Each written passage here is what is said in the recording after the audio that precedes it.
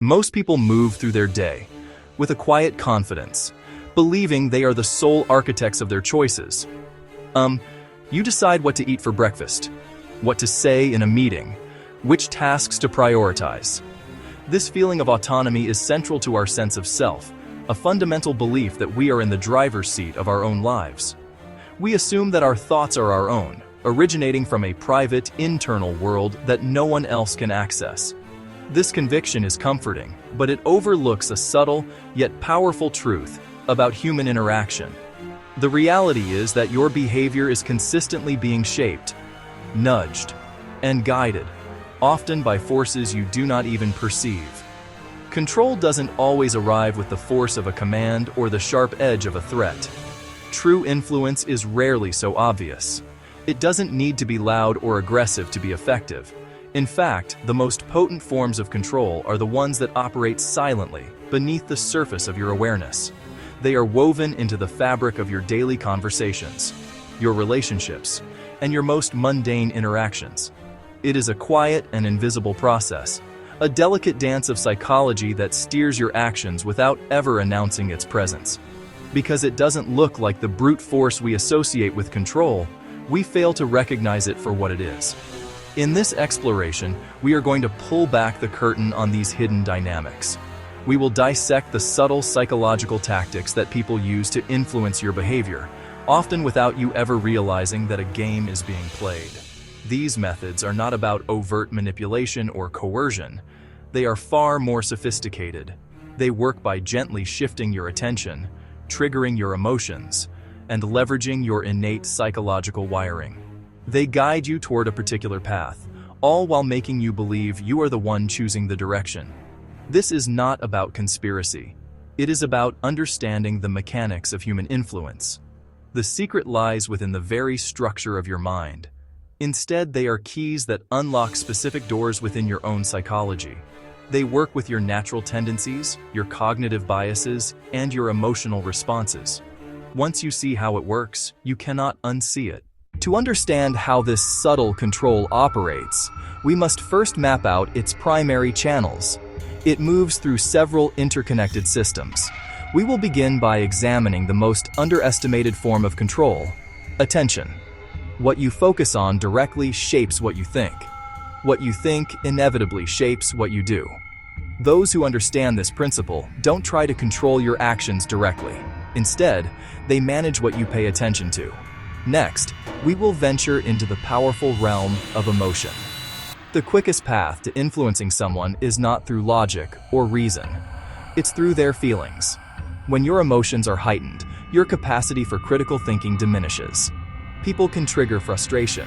People can trigger fear. People can trigger excitement. People can trigger validation. If they can win you over with feeling, that's enough. After the noise of emotion, we turn to its opposite: the profound power of silence. When faced with silence, you rush to fill in the gaps, often with self-doubt and overthinking. Intentional silence can shift your behavior and put you in a reactive state, all without a single word being spoken. Finally, we look at two pillars of social influence: validation and normalization.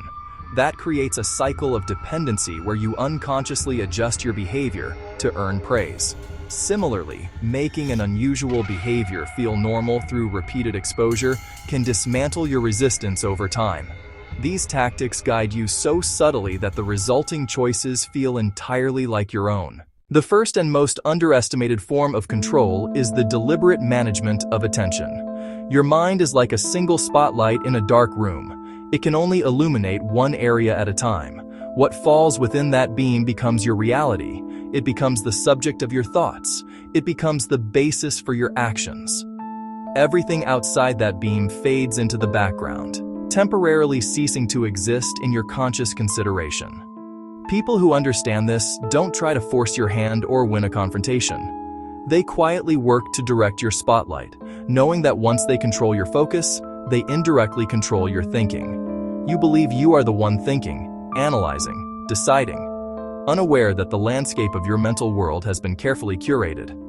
A skilled operator can start a chain reaction that culminates in a desired behavior, all while remaining invisible to the person being influenced.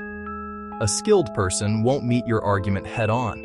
Instead, they redirect the topic, perhaps by asking a tangential question or by highlighting a minor, unrelated detail. Suddenly, the conversational spotlight shifts. Your original point, more important, is left in the darkness, waiting for a spotlight that may never return.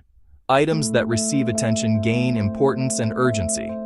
Items ignored are dismissed as irrelevant, not because of merit, but because of focus.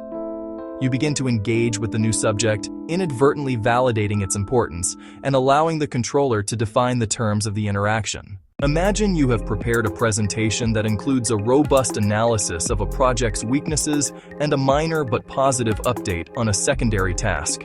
A manager who wants to maintain a positive outlook will not argue against your analysis. Instead, they will listen politely and then immediately say, "Thank you for that." Let's circle back to the excellent progress on that secondary task. Can you expand on that for us? The room's attention instantly pivots. The critical issues you raised are now forgotten, and the meeting's energy is channeled into a less significant but more palatable subject. The same principle is at play in the media you consume every day. This selective information flow doesn't even need to be inaccurate to be manipulative. By simply choosing what to feature and what to omit, media can construct a version of reality that serves a particular narrative. You believe you are staying informed, but what you are actually doing is absorbing a pre-selected, pre-focused slice of the world, curated to direct your thoughts and, by extension, your opinions. This is magnified by the algorithms that govern your social media feeds. If you pause on a post about a certain political issue, the algorithm concludes you are interested and floods your feed with similar content. Over time, this creates an echo chamber, where one set of ideas is constantly amplified while opposing views are rendered invisible. When you are repeatedly exposed to the same ideas, your brain begins to accept them as normal and true through a psychological principle known as the mere exposure effect. You start to think these thoughts are your own, when in reality, they have been drilled into your consciousness through relentless, algorithm-driven repetition. Here is where most people get it wrong. They firmly believe they are in complete control of what they focus on. You choose which article to read. You choose which video to watch. You choose which comment to respond to. This sensation of choice is powerful and convincing, but it is often an illusion. Your attention is not a free agent. It is a resource that is constantly being bid for. Your environment, physical. Your environment, digital. Bright colors, loud noises, provocative questions. Emotional language are all hooks cast into your mental waters, waiting for your attention to bite. Someone avoids your strongest argument. Instead, they dissect a weaker secondary point you made. Now, the entire conversation revolves around defending that minor detail. The debate is no longer about the core issue you wanted to discuss. You are now reacting. You are defending. You are engaging on their chosen territory, all because your attention was successfully hijacked. You are playing their game, by their rules, while believing you are still in control. This shift changes everything, you know. Once your attention has been captured and redirected, your perception of the situation inevitably follows.